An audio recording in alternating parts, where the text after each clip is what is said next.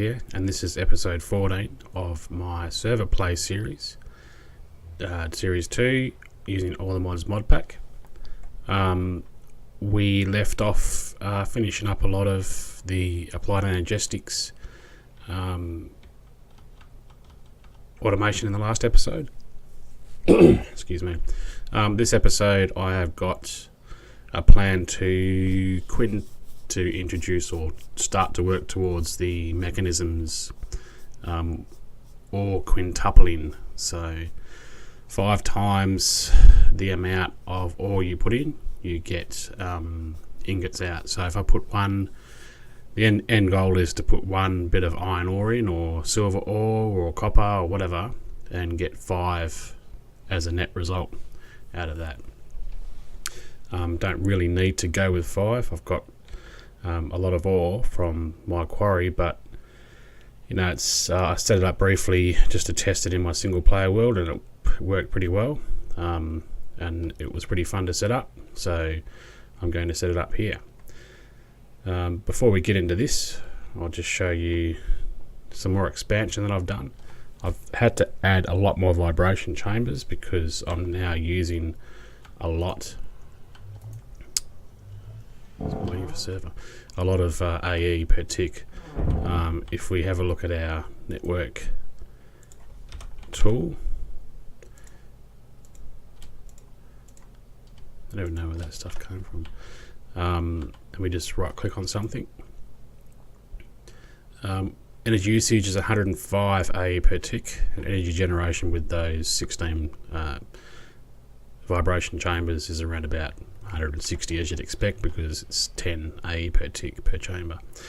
I've set up all of the mechanism automation with AE. So what we've got here is we're encoding your enriched alloys, your basic control circuits, just your steel dust out of that. Got some refined obsidian, got the next tier 2, so the enriched alloy, and then we've got the atomic alloy there, so that's using obsidian dust, and then we've just got another one doing the enriched iron, because when you break down iron, it turns into enriched iron. You need to re-infuse that into steel, and it uses the same type of infusion. So I've got one set up for coal here, and I've got another one set up for coal here as well, because what it was doing, it was taking a while to get through the whole stack, and it wouldn't start infusing the dust, the dust, until it would get to finishing, say, if I ordered 64, and it was just taking twice as long, so I added another infusing machine here. But the way these are set up are basically the same as the inscribers, or this inscriber here, where I've got an export bus outputting redstone into that slot. I've actually got export buses underneath here outputting, so this is obsidian, or was it refined obsidian, I think? I don't know. That's diamonds. Diamond dust goes into there, coal into that one, redstone into this one. Then I've got the import bus pointing the result out of the machine. The way I've set up the side config is I've got the rear. Is that the rear? No, that's the front. That's the rear.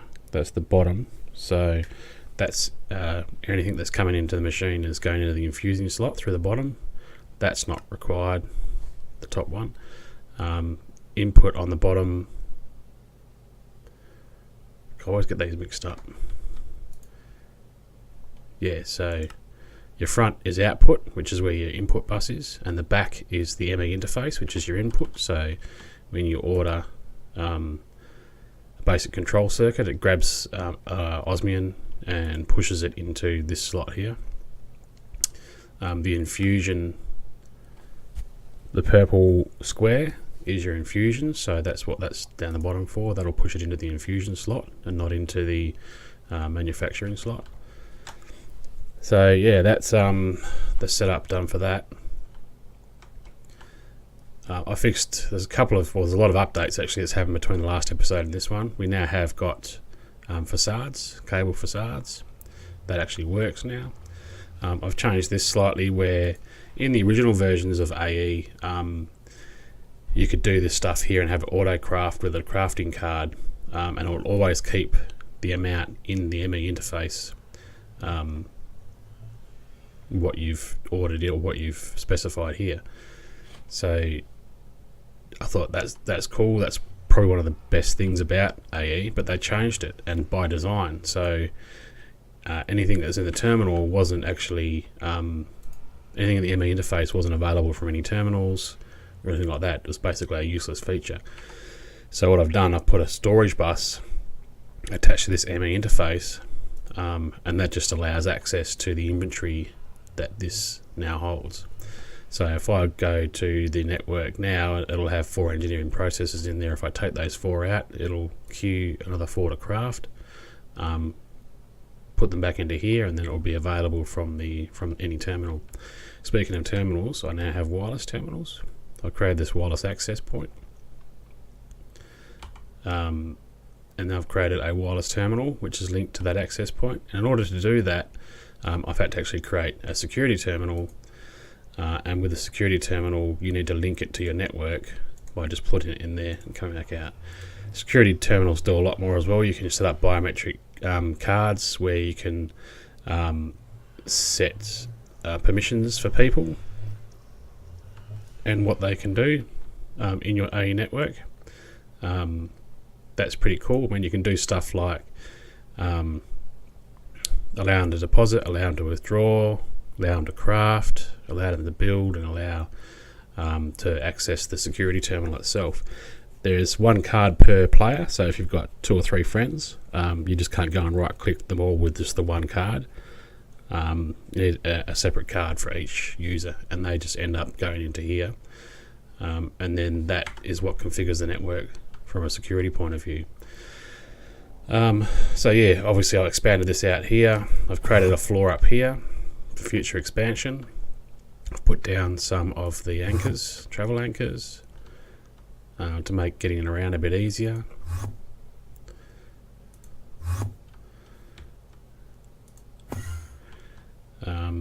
Created the staff of travel, obviously, to utilise that. You don't need the staff of travel to use these. You just stand on them and then you can sneak, and it will teleport between if they're in range. But keep in mind that with the staff of travelling, you can travel to any of them at any point in time, and I think it's about a double the range as well as actually standing on one of these.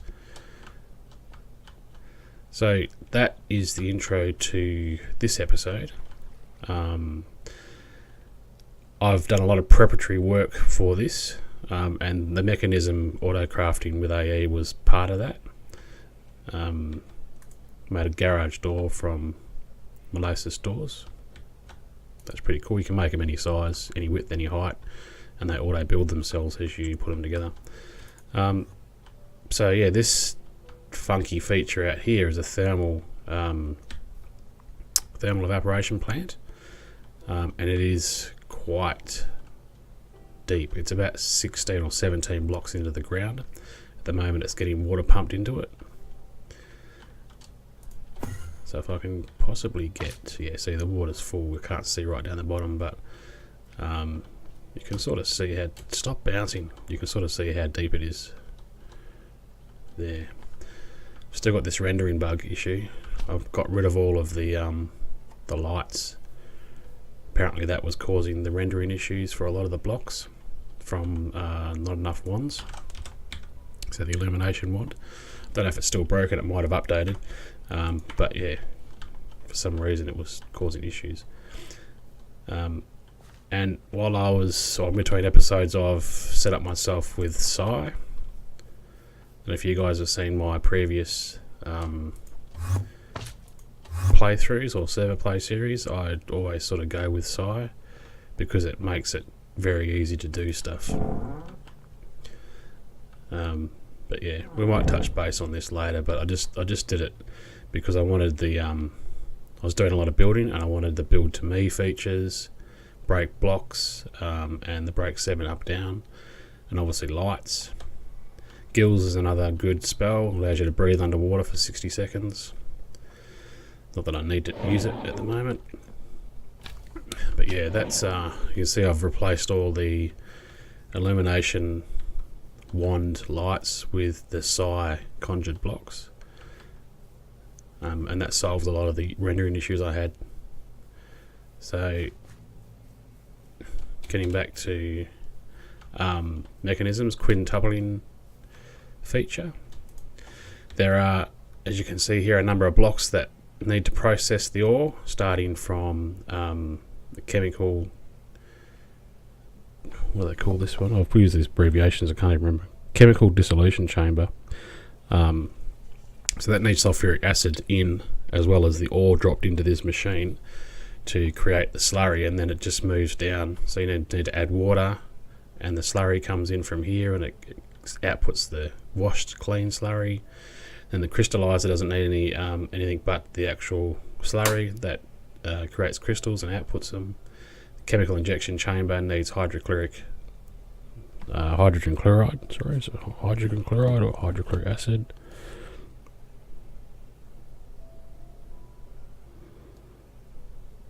Yeah, hydrogen chloride, HCl. That's what HCl stands for. Then that processes that and gets shards out. The purification chamber needs oxygen, and that spits out clumps. Then dirty dust goes into the crusher. That crushes that down into standard dust, and then the standard dust produces that. So, like I said, you put one ore in here. At the end, the result is you get 5 ingots out. Looks pretty simple at the moment, but there's a lot of support work that needs to go on here. That's why I've built the thermal evaporation plant outside, because that will funnel our first lot of stuff in, as far as the sulfuric acid, which comes from water plus sulfuric trioxide in a chemical infuser. The sulfur trioxide comes from a chemical infuser, and so on and so forth. I've got I'll put a link to the actual diagram in the comments section. But yeah, we'll go through that and build the machines as we require them, starting from the chemical dissolution chamber. So we'll be back when I'm going to have to probably expand again, maybe build a room out around here, because I don't think I've got anywhere near enough room. Alright guys, as you can see, I've added some different coloured blocks. These are basically your support blocks, so they create the items that will assist in the creation of or cleaning or processing of the ore as it goes through its various stages. So rather than go through all these things right now, which we will do when we get the machines together and hook them up, we will just get some power run underneath these primary machines first. Actually, we need to, so I've tunneled out that. Power's going to go along there, so let's just go, because I'm going to run power underneath, and then gas or item conduits as required. Now I could do this all with Ender.io conduits, or we can do it with the mechanism conduits, but I've already made some universal cables. I don't know if I'll have enough, but I've started, so we will continue. And it looks like these will run straight from the power from there anyway, so I might just get rid of this. I need to make myself a configurator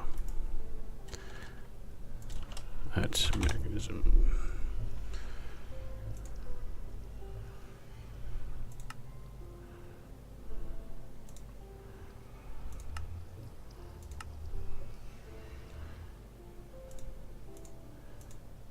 Done. And that's not powering up from the wireless, so that's interesting.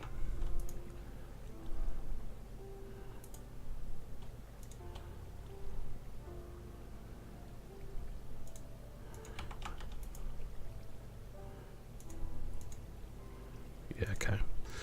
So it gets power from the RF tools, but not the Ender IO. So now we can just shift right click. Sorry. Set a mode. Wrench. Cool. Okay, guys, we're back. I've run the power cables onto the machines, or the blocks that the machines are going to go. I've made most of the blocks for the first stage. So first things first, let's put down the enrichment chamber, because that's the easiest one to go for. Instant power. Our crusher.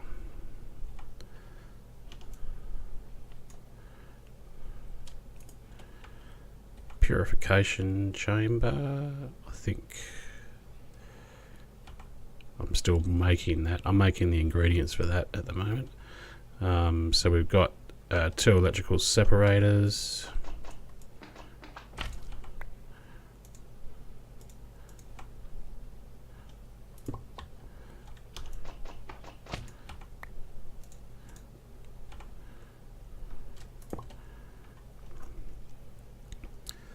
Chemical infuser. I probably should have put these signs down the front instead of on the actual blocks themselves, which is what I already had until I started to break the blocks in between here to put the power, and then they all fell off anyway, so that just stuffs things up a little bit, but yeah, that's okay. So this one here, that one needed the brine from the salination plant, so that's fine. That one here combined the chlorine from that one there and the hydrogen, which this one needs water for, into that one there. We should have our auto crafting done for the reinforced alloys, because what I need, purification.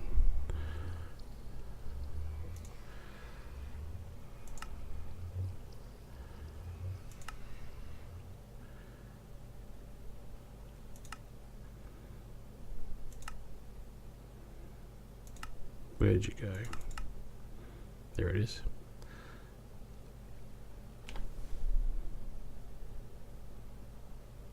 Maybe it was a chemical injection. I think I might have clicked on the wrong one.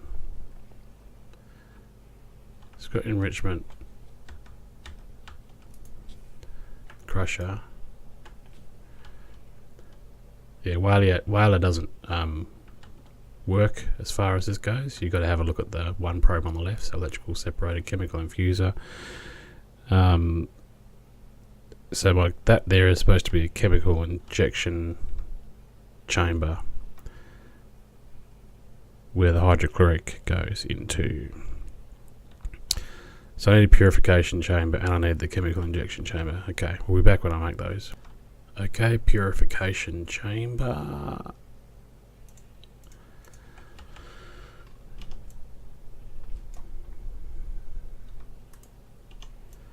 Chemical injection chamber.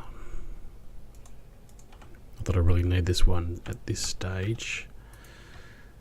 But yeah, so if we reset these signs up, so we know what's going on, and we'll come back. Okay, our signs are set back up. I noticed that I did actually stuff that up. That doesn't create ingots, it creates the final dust to get smelted, so that we can push that into a smeltery or a chamber or a factory, a smelting factory from Mekanism, or into Ender IO's alloy smelter, but we'll get there eventually. So what we need to do now is to get the brine from here into here. So I haven't, in my test world I actually used all the Mekanism pipes, but I'm just going to try and use the Ender IO stuff. Yes, see if these work. So in out, active with signal, and cool, it's filling up. So we're going to get a water source for this block here because that needs water in. and oxygen will be pumped into this one here. And I don't know if these pipes will handle that, but again, we will find out. This is now creating the chlorine. Sodium can be voided, dumping excess. So what that means is that when these two fill up, if that's not ticked like that, the sodium will get full, and even though the chlorine is being used, it'll drain away to nothing because it's waiting for the sodium to be used. By dumping excess on this side, it'll just keep removing any sodium that's produced above and beyond the tank. So yeah, chlorine needs to go into chlorine. I think it's just using this machine here. So if we do this, that's right, these have to be, these are funny, these chemical infusers, they can't be adjusted. Whoops. Alright, we'll sort that out in a minute. I'll go and get a water source for this block, and we'll be back. I should be able to actually just connect this up to here because it's the actual ender fluid conduit. It's capable of transferring multiple liquids through the same pipe. So let's get this hooked up here. Trap myself because, you know, I'm smart like that. And water needs to come down the back here.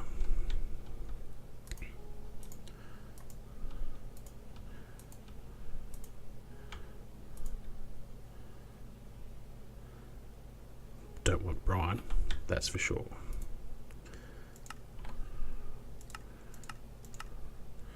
So I guess we need to have a filter in here. Damn you. Take that away.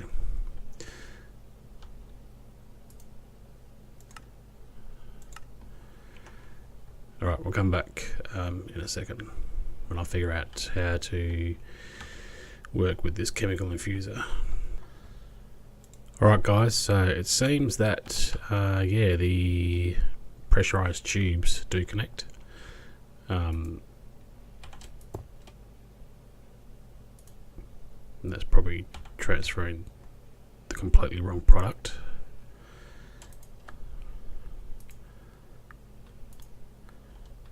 Open. Okay, we've got water in there now, chlorine, let's dump that. Because it still was processing the brine.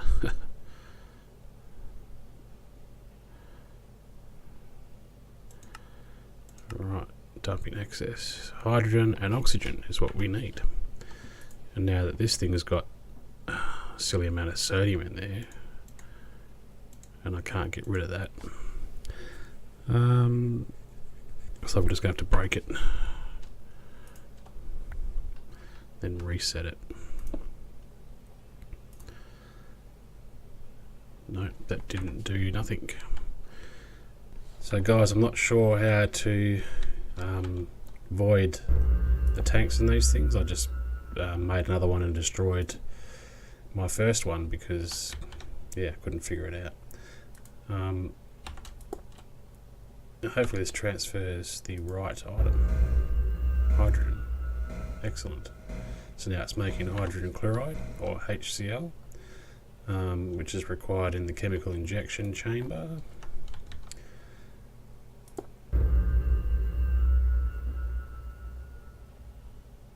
Do I need HCl anywhere else?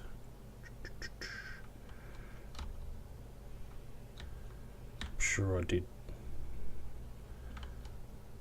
Yeah, in the chemical injection chamber and that chemical injection chamber. So that's cool. But these might be too close together.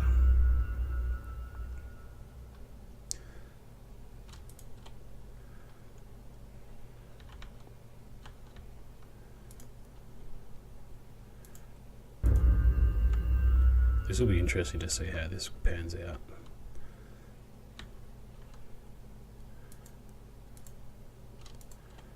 And I'm out.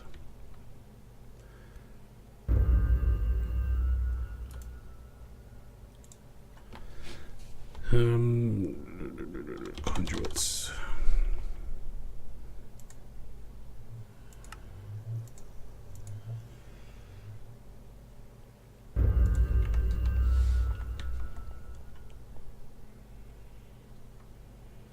Apologies for the noise. Someone's obviously killing a silly amount of withers in their OP wither farm.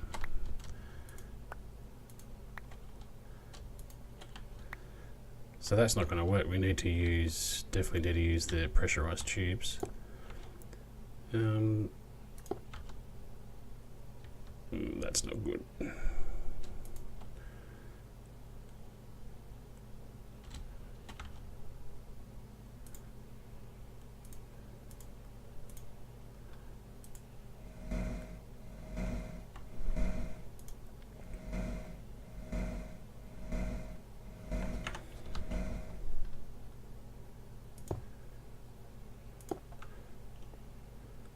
I haven't used these before. I wonder if you can actually tell it to stop connecting to a side using the gases. Redstone sensitivity. Push, pull, none.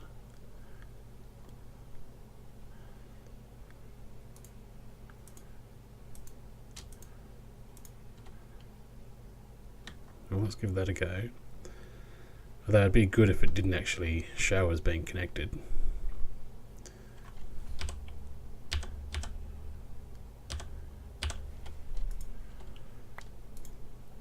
Yeah, I think I'm just gonna go straight up and then straight back down again. That'll be the best way to do it, I think. Rather than try and stuff around with the something I don't understand at this stage.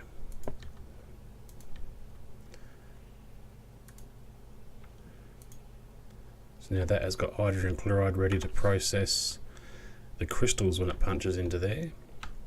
We'll run this.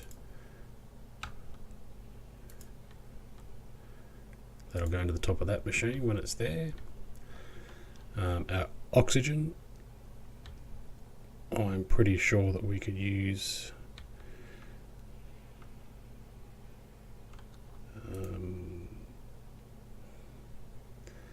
I think it's getting a bit of lag here.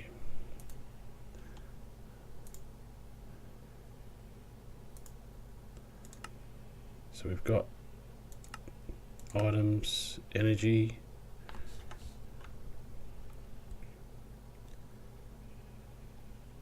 yep, that needs oxygen.